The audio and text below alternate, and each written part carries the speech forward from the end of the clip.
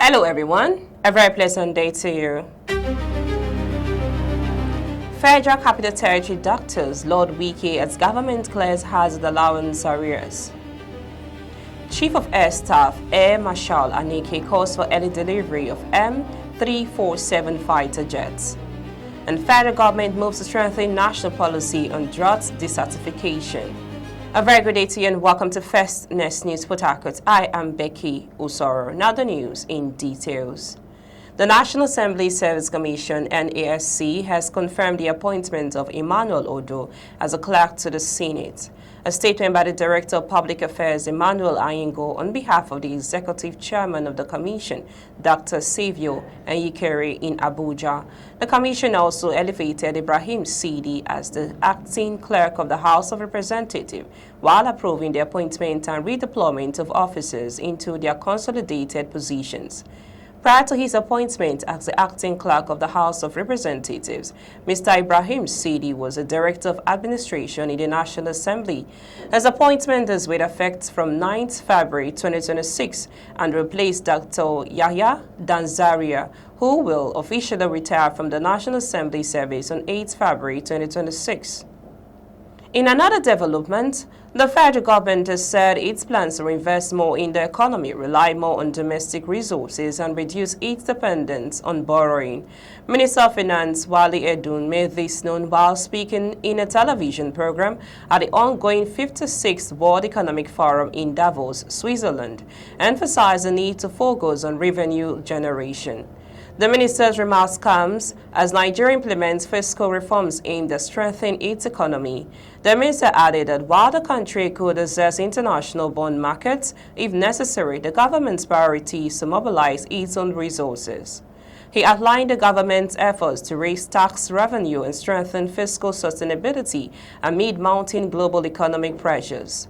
Edun also highlighted strategies aimed at reducing borrowing while expanding revenue generation to include removing currency restrictions, ending a costly fuel subsidy, and overhauling the nation's tax framework. Other measures introduced by federal government include the tax reforms, which aim to raise revenue to 18% of GDP next year, up from roughly 14% currently.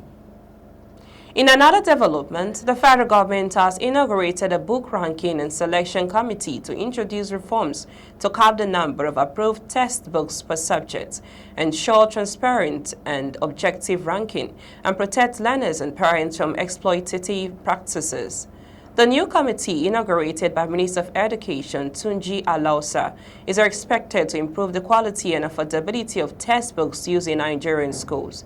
The committee is also chaired by the Minister of State for Education, Professor Suwaiba Ahmad, with members drawn from key education agencies, including the National Educational Research and Development Council, NETS, Universal Basic Education Commission, UBEC, the National Teachers Institute, and the National Senior Secondary Education Commission.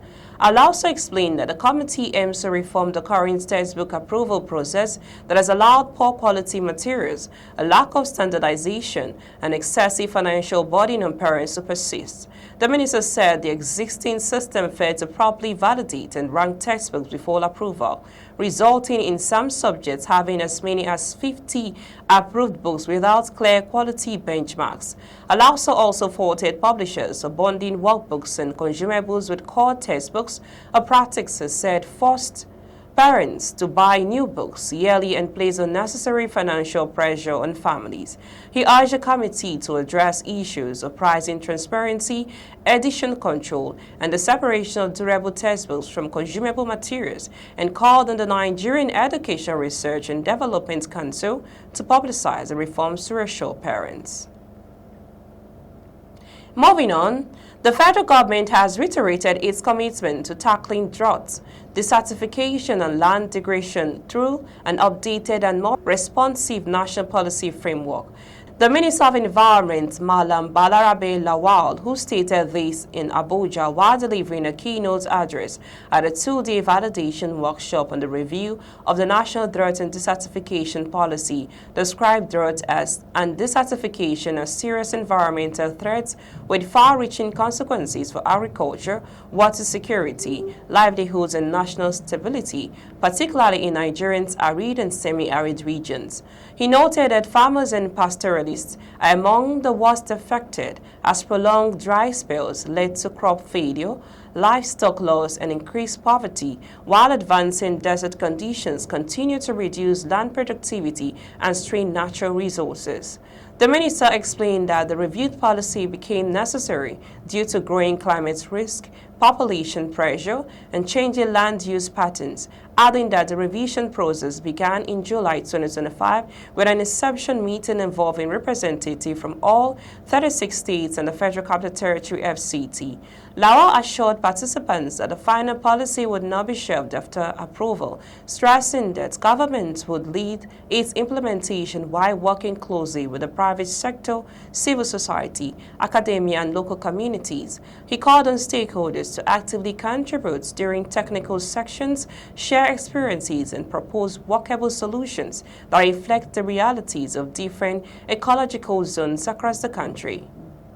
Away from that story, Minister of Interior Honorable Olubunmi Tunji Ojo has made an unscheduled visit to the Nigerian Immigration Service office in Gwagwalada, Abuja, where he expressed dissatisfaction with delays and inefficiencies in the processing of passport application. During an on-the-spot inspection of the Passport Capture Center, the minister questioned officials about their pace of work and operating hours, noting that only a few applicants had been attended to several minutes after operations were said to have commenced. He further queried officials on why enrollment and capturing were not being carried out simultaneously despite being handled by different personnel. Tunji Ojo also criticized the practice of leaving applicants waiting downstairs while officials remained idle in air-conditioned offices, particularly in sections described as VIP or children's units. The minister, however, warned against transferring operational costs to applicants, stressing that Nigerians had already paid for services online. He described the situation as unacceptable and urged the NIS officers to prioritize efficiency and service delivery, noting that time is money, time is expensive, and citizens should not be made to suffer unnecessary delays at government offices. In another development, the Chief of Air Staff, Air Marshal Sandy Aneke, has called for the swift delivery of the M346 fighter ground attack aircraft and the establishment of a Leonardo Support Office in Nigeria as a part of efforts to strengthen the Nigerian Air Force combat readiness and sustain fleet modernization. Aneke made the call during a strategic engagement with Leonardo Aircraft Division and Leonardo Helicopter Division in Milan, Italy. A statement by the NAF spokesperson, Air Commander Ehime Ejodame, the Air Chief, noted that the timely delivery of the M346 fighter ground attack aircraft, alongside associated spares, ground support equipment, and training packages, was critical to ensuring seamless induction of the platform into NAF operational service. He stressed that synchronizing aircraft delivery timelines with the readiness of the main operating base in Nigeria would guarantee rapid operational deployment and sustained mission effectiveness. According to him, the move aligns with the federal government's emphasis on self-reliance, local capacity development, and operational efficiency in defense operations. The Air Chief described the M346 program as a major milestone in renewing the NAF's combat fleet, noting that the platform will enhance precision strike capability, improve training outcomes, and reinforce Nigeria's regional deterrence posture. Moving on, doctors in the Federal Capital Territory have received payments for 13 months of overdue hazard allowance, alongside a 1-month wage award following approval by the FCT Minister Nyesom Wike.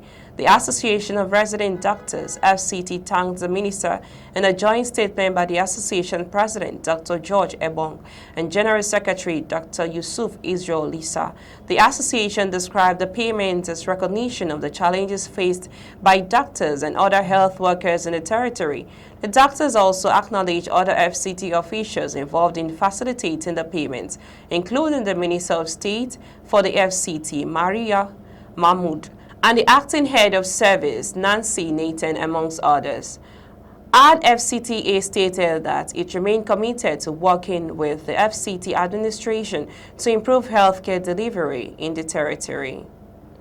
In another development, the Executive Governor of Plateau State, Barrister Caleb Manessa Mutfwang, has restated his administration's commitment to strengthen peace, security, and development across the state.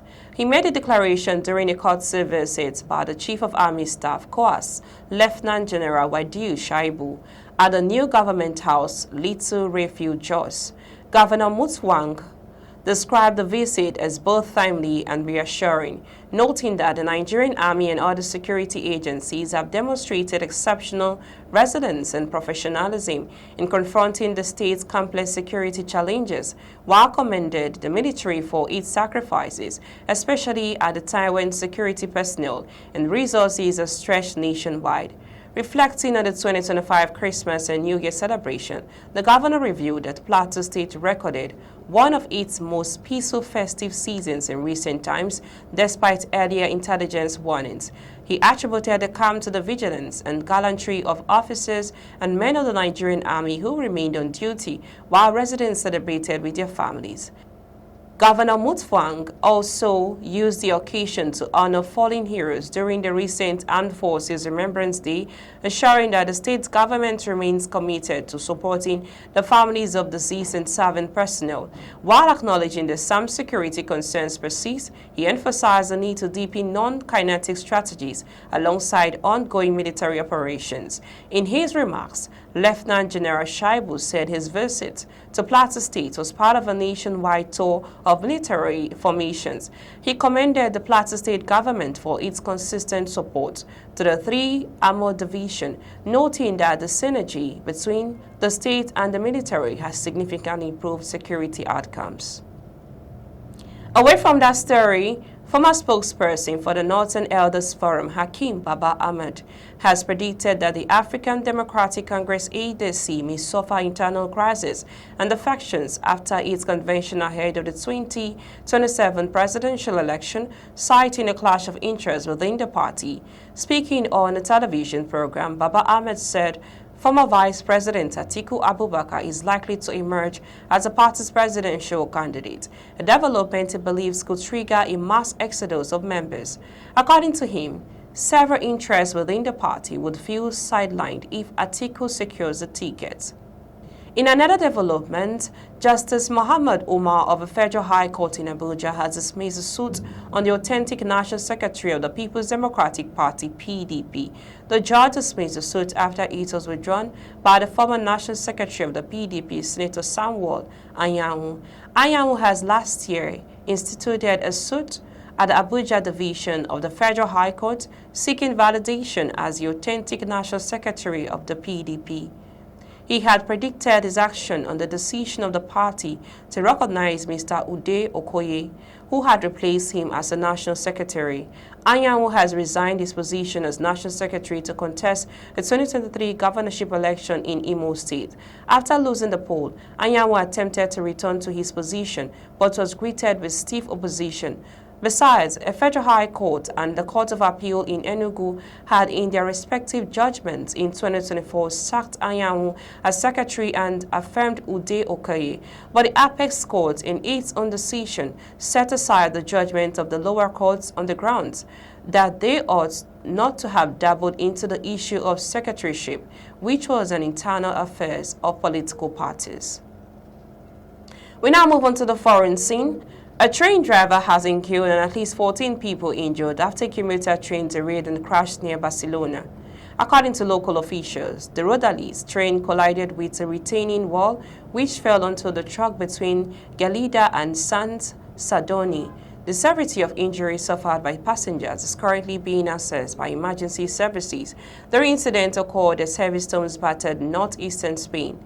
Many coastal areas in the east and northwest of Spain are on high alert as a result of the weather, and there have also been snow storms in the Spanish Pyrenees and storms along the coast of Menorca, causing waves several meters high. We now bring you highlights of the stories in the bulletin so far. Brought the Federal Capital Territory doctors have praised Wiki as government clears hazard allowance and arrears. And also Chief of Air Staff Air Marshal Aneke has called for the early delivery of M346 fighter jets. We'll also brought to you a report that the federal government has moved to strengthen the national policy on drought and desertification. That's all on the news this hour. I am Becky Usoro from I and the entire team in Port Harcourt, Nigeria. Many thanks for watching. Bye for now.